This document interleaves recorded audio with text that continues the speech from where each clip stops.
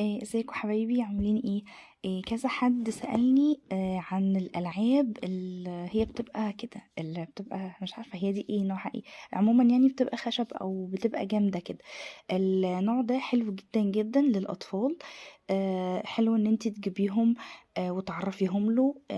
يعني مثلا ده جمل، ده أعزكم الله حمار، نمر، اسد. وطبعا في بتبقى في كيس الحيوانات المجموعه الكبيره بتشتريها من اي محل العاب. دي حلوه جدا جدا.